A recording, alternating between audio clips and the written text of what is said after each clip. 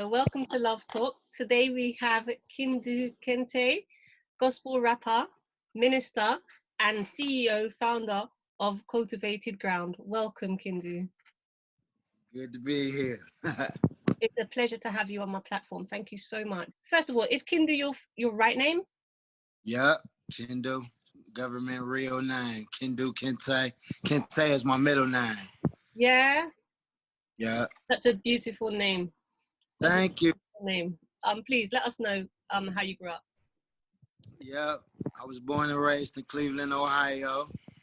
By both of my parents, my mom and my dad, they still together to this day. They always tell me, it wasn't a book written on how to raise a child. So they did the best. They raised me the best way they could. I love my parents to death. Beautiful people. My mom was real into church.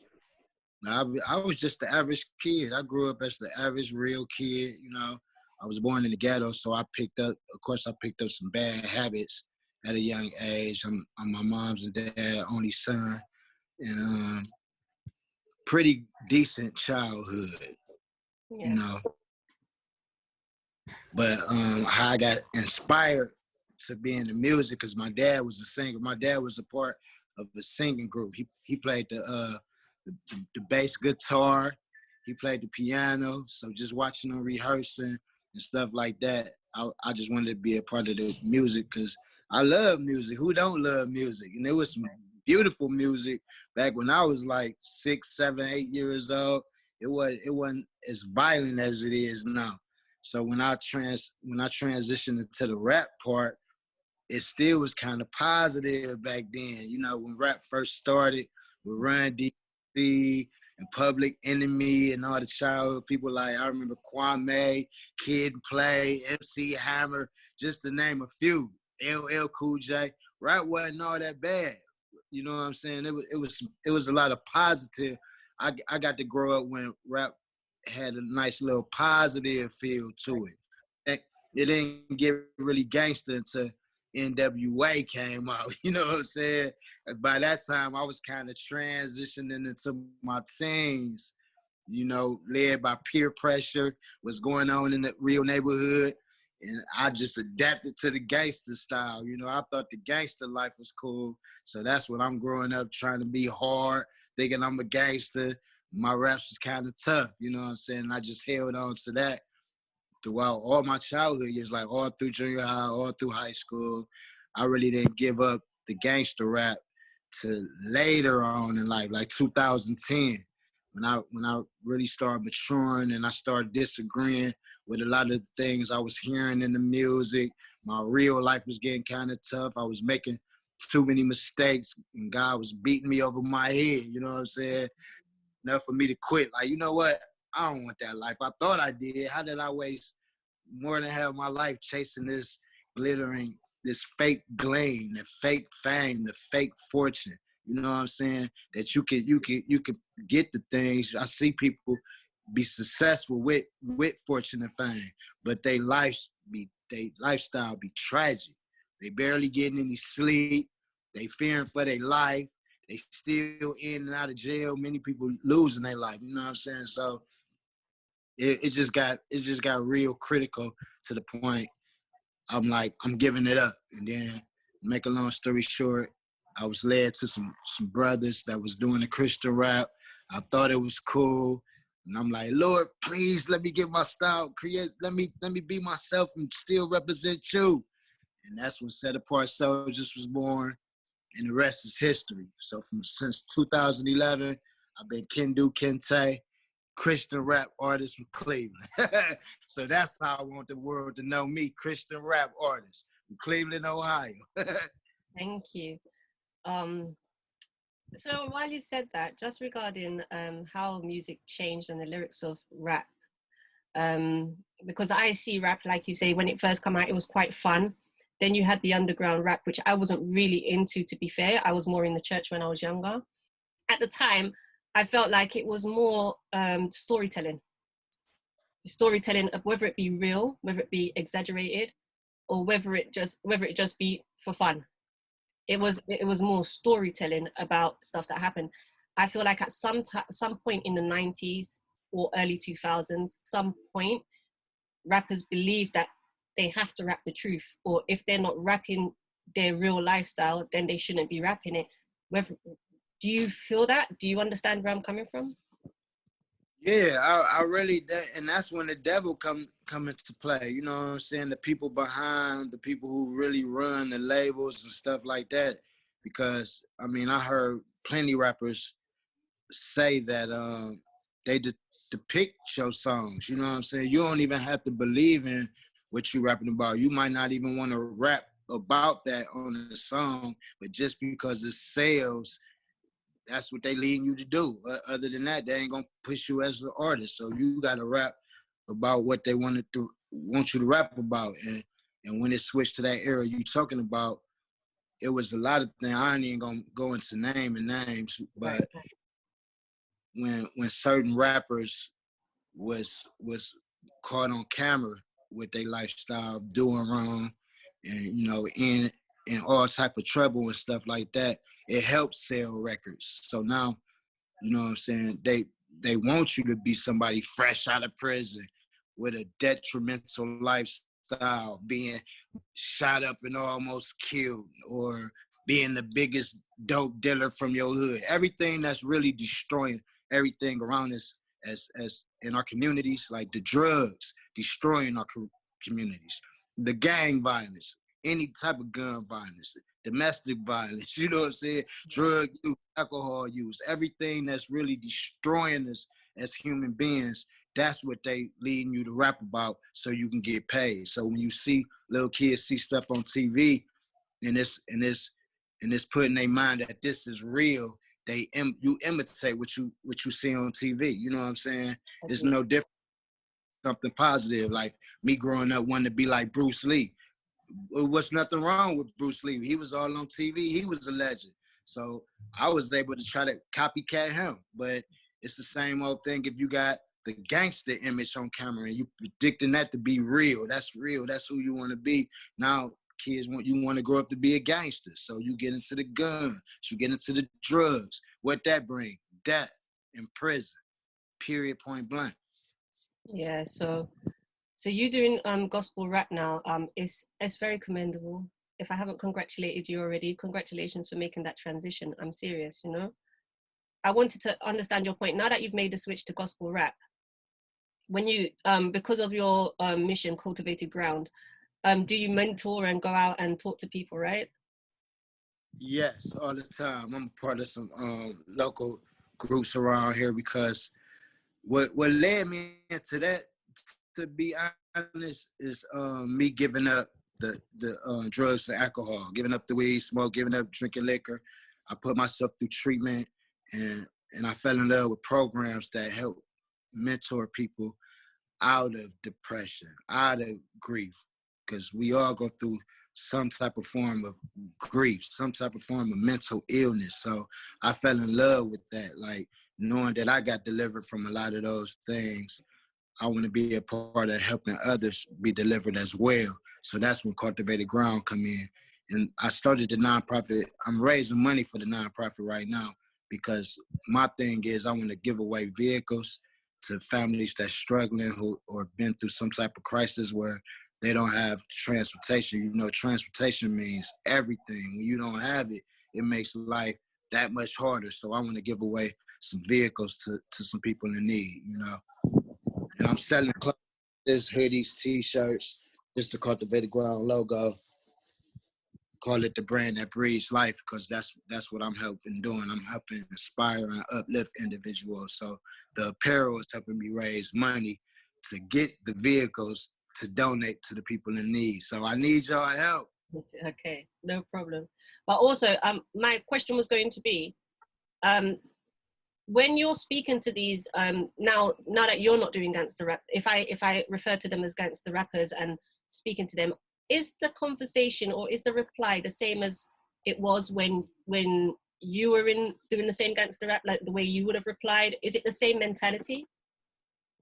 Yeah, I mean, most definitely is. Like some people have an open ear. Like I had an open ear. I listen to what people was telling me, but at the same time, I'm still gonna do what I wanted to do. I still did what I wanted to do, but at the end of the day, it only hurted me. You know what I'm saying? If I got in trouble for breaking the law or whatever I was doing, and I had to go spend some time in jail, I never been to prison, thank God. But anytime I was in jail, I was sitting in that cell, and I can only blame me as much as I wanted to blame anybody else. Guess who fault it is? Mine. Guess who decision it was? Mine. So that's all I tell the brothers. Like, you can listen to me, take heed to everything I'm saying, but at the end of the day, you got your own choice, and you're gonna have to suffer from the decisions you make. And unfortunately, some decisions lead to death or in jail. You know what I'm saying? You ain't no back from death. If you don't get life in prison, you still gonna be sitting there for a couple of years thinking about what you did wrong. It ain't about nobody else. It's about the decision you made. You know what I'm saying? Sometimes we tear ourselves up trying to justify our wrongs. People can know clearly that they're in the wrong in some type of way. They're gonna justify it because they're too prideful to admit the truth. They're too, and sometimes guilt and shame make people hide behind certain masks. You know what I'm saying? They're ashamed of, they feel guilty about some of the wrong things they doing, but just like I said, too prideful, too stuck in their ways to admit it. So when you living like that, you're not gonna change. You're gonna stay the same, even if it kills you, even if it leads you to go to jail, even if it pushes everybody you love away from you and leave you lonely. You know what I'm saying? Yeah, it's sad. It's sad, but that's the real answer to your question. But me, I never had a like total black heart. I know I was hard-headed a lot. I was very hard. I had to learn on my own, but when God start whooping you and God start speaking, that's the person you really don't want to ignore. When Right. he trying to get your attention, he that's the man that he got all power. You know what I'm saying? There's only so much you can ignore him. And he got, when he became a part of my life, it got to a point I was scared to ignore him because all the visions he was giving me and all the knowledge and wisdom he was putting in me, you know what I'm saying, and allowing me to see some stuff. I didn't want to go against it too much longer because I saw the other side. Like, man, if I keep doing this is going to happen. I don't really want that to happen. And this is the power of decision. I'm going to choose this way over that way. You know what I'm saying? And living real peaceful, real happy, true joy. You know what I'm saying? I'm just hitting the ground. Loving the space I'm in, put it like that. Yeah, of course. Loving yourself for making the right decisions as well, I guess. Giving God the glory. Glory to Glory is a wonderful album. It starts off with your baptism. I would like you to promote it as you would like it to be promoted. Oh man, this is one of the best albums you guys ever gonna hear. I'm the most down to earth, talented Christian artist that you ever gonna hear on the record. You know what I'm saying? Yeah. But no, for real, I'm in love with From Glory to Glory because it's actually a spiritual story. You witness all kinds of my spiritual growth on that album. Like you said, it starts with my baptism. So I didn't plan on putting that on the album, but somebody recorded it with the video when I was getting baptized. So that's real. That's not a skit. I can hear that. I just stripped the vocal video and put that on the album. So boom, that's a sign to the world, anybody who like my music, that I really truly did submit my all of God. I got my own thoughts and my own self out of the way, and I'm doing everything to please him. I ain't gonna say that I do everything right, but I'm way more obedient than I ever was. I try my best to be obedient to what he want me to do, other than I want to do. So that starting off the album just set the tone for it all. I got songs on there where I still was kind of lost and confused, but I was crying out to God. I got songs where I'm crying, I'm begging God to please enter my life. Please give me some more purpose. Please let me know what I'm supposed to do, Father God. I'm sick of going through what I'm going through. I'm tired of my own decisions. I'm never making right decisions. That's true. I'm tired of getting myself in trouble. I'm tired of pushing away people I love and making my mom sad and angry, and making my dad feel some type of way. You know what I'm saying? I want to love. I'm getting tired of hanging with people with no love. They backstabbing me. They lying on me, hating on my name, all type of stuff. You get tired of that. I want to be surrounded by real, genuine love. I want to learn how to love people genuinely, trust people. You know what I'm saying? And not let no in my life because I got trust issues. All of that. I'm rapping about all of that. So it's bigger than my album is bigger than a bunch of songs just sounding great. They are great because of what I'm talking about. Go get it. From glory to glory. Kindu Kinte. Okay. I also want to credit some of the amazing singers you have on that album. I mean, some of those harmony, the vocals, the female vocals. Like, please let me know, let everybody know who was the vocalist on some of those tracks. Okay, I got one of my sisters. I love her to death. Her name Thessalonian. She's a wonderful singer, you know, full of the spirit. She's a woman of God. That's why her voice sounds like that. So yeah, beautiful. Of course. My homie Jay Powell, he live out in Baltimore. He's singing the chorus to Teach Us How to Love, and that's like really one of my favorite songs. It's one of my favorite songs. Every time I made me feel soft on the inside. I'm very happy about that song. The video is just as lovely as the song is, y'all. Go check that out. I got my little brother Brandon singing one of my very first Christian raps that I recorded. It's called Worldly Ways. That track made the album because it was my first Christian song. I made that back in 2011. Don't too many people know that, but I'm like, that gotta go on there because my transition from 2011 all the way to last year, that's how I formulated the album. A lot of the songs is new, but I picked at least 4 or 5 songs that I made throughout the whole journey. You know what I'm saying? Because I'm constantly growing, and I'm constantly growing as an artist. I'm constantly maturing my walk with God. You know what I'm saying? Mm-hmm. Every day you learn something. It's a whole bunch of stuff I don't know today that I'm going to know tomorrow. You know what I'm saying? So I just ask everybody to grow with me. You know what I'm saying? I'm no better than anybody else. I'm open to learn. I'm open to be used. And I'm willing to network. All right. So you spoke about Teach Us How to Love. One of the other songs that I noted on the album was Energized. I love that. Let me know where Energized stand. Was that an old one? Was that a new one? Because now I want to know.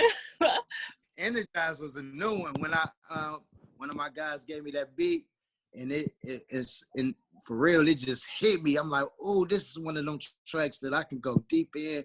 I can show a little bit of my skills because I'm still a rapper. I'm a rapper. So I'm just creative to make sense out of my words now. I ain't rapping all of that garbage. You feel me?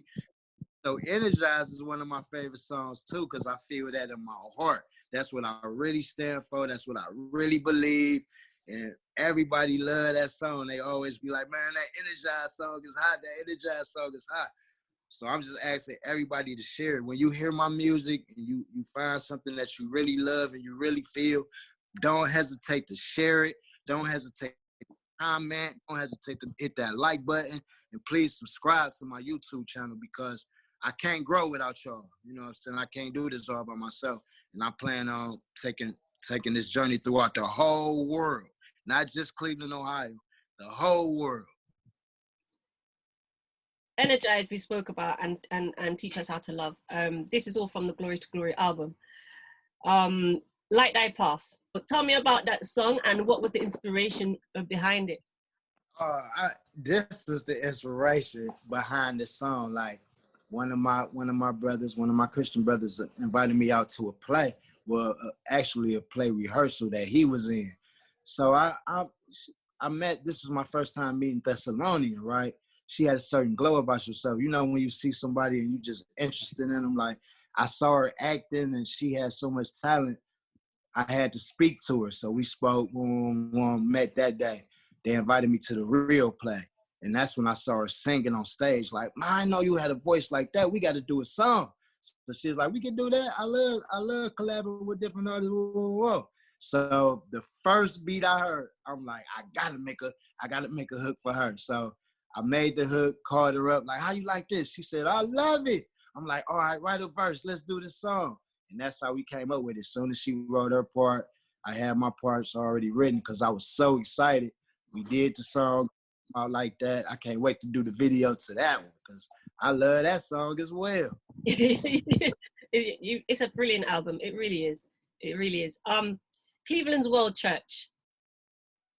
Church. I want to know, was you introduced or did you decide to walk in the first time? Introduced, and it happened like over the span of years. That take me way, way back. This how long God been working on me. My childhood sweetheart, the one that I really thought I was gonna marry, she had diabetes. I was with her. I knew her since the 9th grade. So I met her like, let's just say the early 90s. I'm gonna say like 90, between 90 and 91. We was young, 9th grade. She passed away in 07. So we was living in Akron, Ohio for 5 years, going to school, going to college out there. We had to move back home in 2003 because her health was just getting drastic, totally drastic, taking a turn for the worse. So moving in the house that we was moving in Cleveland, the person that came to turn on our lights, I was talking to her. She saw something in me. She said, you know what? You should go, I think you would like this young pastor. She told me his church called the Word Church 111. I think you would love him. You should go there and maybe he can help you find out, some questions that you have. Because I had a gang of questions for God. Like, I was mad at him, but at the same time, knowing everything happened for a person, I was just stressed out because I know I'm about to lose the woman life. I love this woman. This is all I know. You know what I'm saying? Started going to church in 2004. Speeded up a couple of years. She died in 07. So I'm mad at God for real. And I got more questions for him now. So I'm going to the Word just with anger. Everybody praying for me that God will show me a sign this way and that way. I'm using my depression as an excuse to get more drunk, more high, treat people however I want to treat them. I don't care if I was mean. I don't care if you don't like me. Get the F out my face type of thing. My attitude was kind of like shot. You know what I'm saying? I guess I screamed so hard, he finally heard me. So he started softening my heart. He starts, I started feeling more weak inside. And I didn't really want to continue being angry and defensive and all of that stuff. And make a long story short, this is how I am today. Because I can write a book about, I got so many memories of me transitioning into submitting my all to God. I got story after story after story, years worth of information when it comes to that.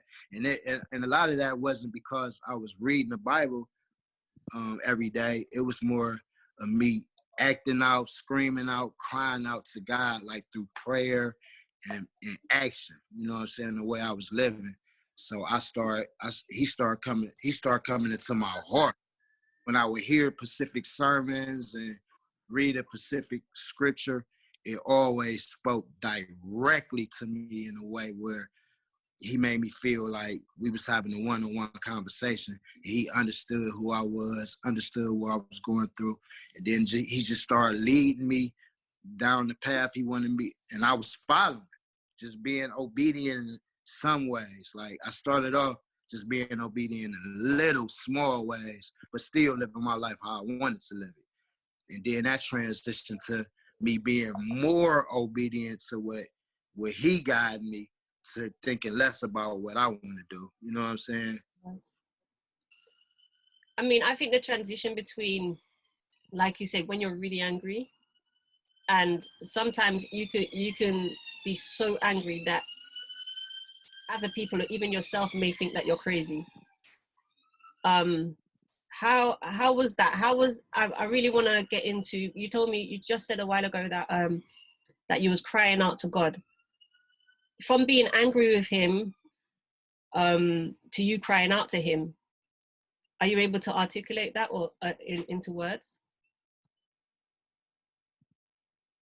Yeah, because like when I say I was angry, like, you know, I was using words I wouldn't use today. God was all type of PMFs, punk Mickey Fickies. You don't exist. You ain't real. If you was real, you would be letting this happen and that happen. You know what I'm saying? I'm riding for other people. Remember how you ever saw a movie called Boys in the Hood with Ice Cube? Of course, yeah. Have to. He was like, man, it ain't no God. If it was a God, why he be letting babies and women and all of that getting killed out here? I used to be using that line.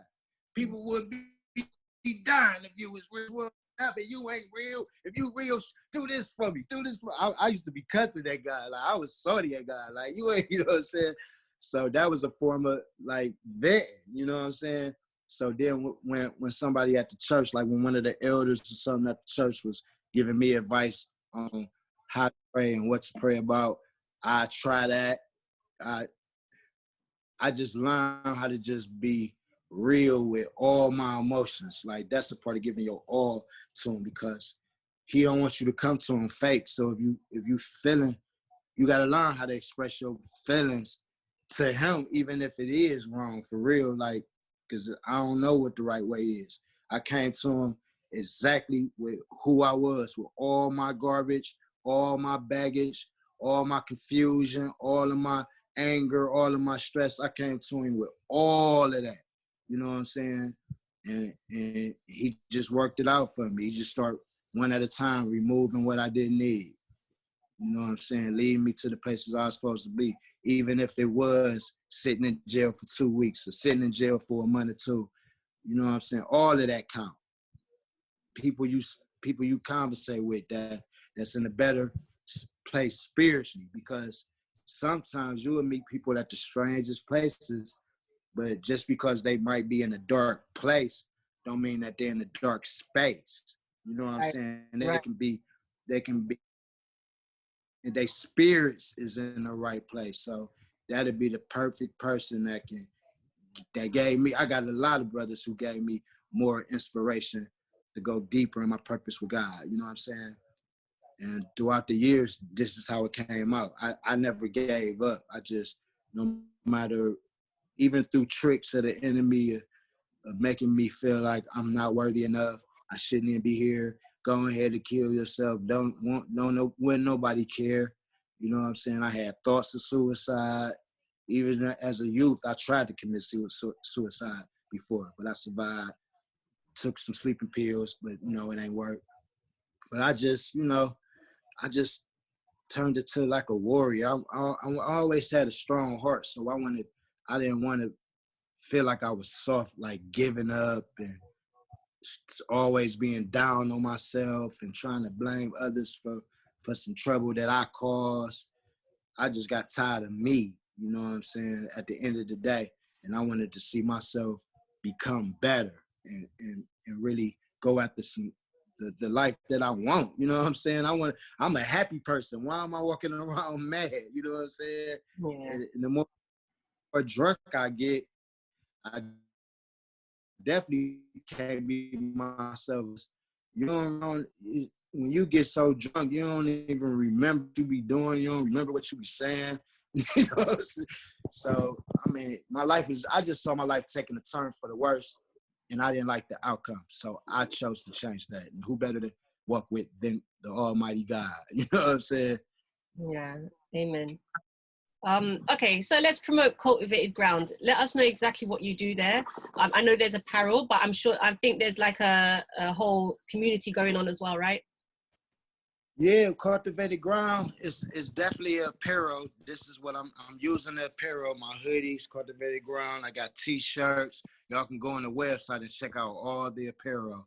It's cultivatedground.com. That's the website. You can go in there and purchase any item you want. It's just right now, it's just full of t-shirts, hoodies, skull caps. I'm about to come out with some more. Y'all will know when I come out with some more attire.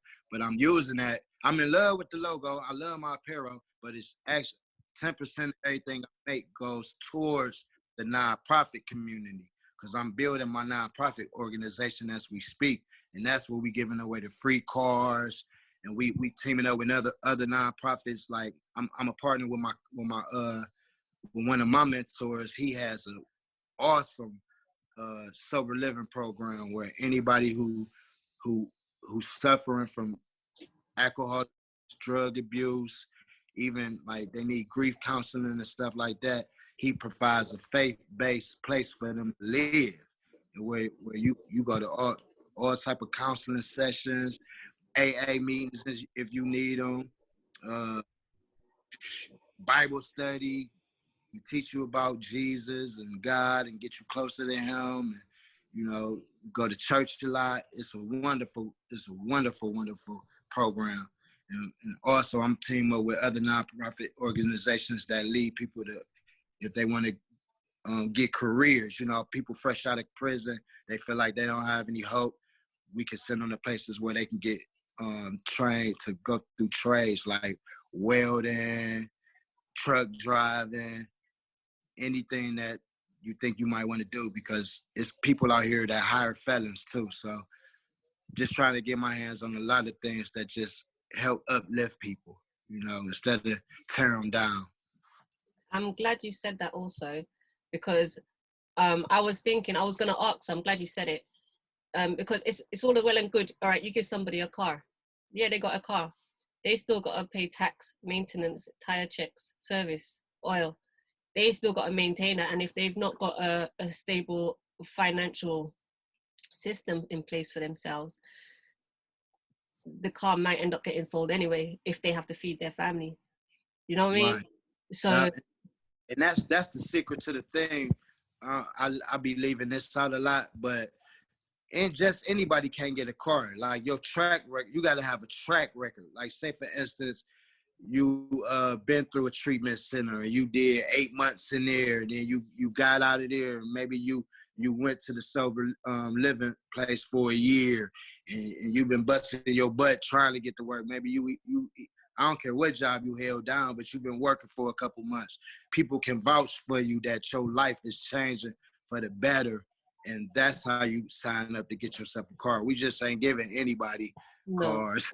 There had to be a curriculum, right? You know what I mean? But I mean, like I say, there are people that's climbed the ladder and done their thing, and but you know, it's easy to hide. Like I was taught as well, some things that go on in your home, you like some things that happen in private, nobody will know on street, because when you go out on the street, you dress it up, and so nobody wouldn't know that you haven't eaten in 2 days, or you know what I mean? So sometimes there is that about a person. So I was really wanting to, the fact that you already spoke about the programs, the welding and giving somebody a trade, that answered my question, but I still wanted to let you know where I was going with it, you know? Yeah. Who are the Set Apart Soldiers? Set Apart Soldiers was my first Christian rap group. That was the first Christian squad that I met when I didn't really even know that Christian rap existed. That was like the most special time in my life. You know what I'm saying? Every time I think about it, no, I was kind of sad to give up the secular rap, but I didn't want it no more. Like, you got to think, I fell in love with music when I was like 9. By the time I was 13, I decided I'm going to be a rapper. So that was like the only thing I wanted to do. I'm going to be a rapper. I'm going to be a rapper all through school, all years after school, just to make it to a point. I didn't make it. I never sold a whole bunch of records. Nobody knew me all over the world, and I got to give it up. I was mad, like, man. I was mad at the game. I was mad at myself for wanting to be a rapper. So just to be introduced to some people who was rapping with a purpose and a real true feel, that was powerful. It was so striking. Like, what? Dang, I didn't even know if I knew how to do it. I was praying to God, like, please let me, this is what I'm doing. All right, I was rapping the wrong way first, Lord, but I found a new way. Please help me be myself. I just want to be myself, be creative, sound good. I'd rather be a star this way. So when I started rapping with them, we Set Apart Soldiers, man, I felt like when Tupac got the thug life on his stomach, that's how I felt with the Set Apart. I was untouchable. You know what I'm saying? No, I get it, because you found your way and it was positive. So I totally get that. I totally get that. I got a thing about mentors and stuff like that. It's a question that I ask, it's a new question that I'm asking every guest. If you could pick any mentor, whether it be now, whether anytime, who would it be? If I could pick a mentor, Right, or even if it's somebody in your life right now who's already been your mentor. I just like that kind of, like who do you go to? Or if you wanted somebody, who would you want to be mentored by? to be honest, it'd be the pastor of the Word Church, because sometimes I feel certain ways about it, because I mean, it ain't his fault God using him in a major way. He got the big old mega church, and a lot of the downfall about the mega church is it's hard for you to get to the pastor that you love. Like, so many of his sermons touch me. Like, so many of his sermons inspired me to change. I learned a lot from this man, but I can't even sit down and have a full-blown conversation. Like how I'm talking to you, I can't talk to him like that. I can't call his phone anytime I want and get some advice and stuff like that. So if I could, I'd choose him, just to take a ride, you know what I'm saying? Just to spend a couple hours with him and talk to him. It ain't nothing like being able to talk to somebody, you know what I'm saying, that you got a lot of love for. And I got a lot of love for that. And the reason why I asked that question, and I'm glad that I've now put that into this show, is because when this airs, hopefully he'll see. You never know, he might give you a phone call. You know what I mean? So, Pastor Burton, if you see this, man, I'm trying to get you, man. Hit me up. That's the way to do it. Kindu Kinte, what is your message that you are sending to the world? My number one message, that you definitely don't have to be down for yourself. There is a light at the end of the tunnel. You can defeat depression. You can defeat that anger. Replace that with real, true joy and love. You don't have to be addicted to anything. You know what I'm saying? Put down them drugs, put down that alcohol, put down that guns and them violence, because hate destroying communities all over the world. Ain't no future in hate, but it's a lot of future in love.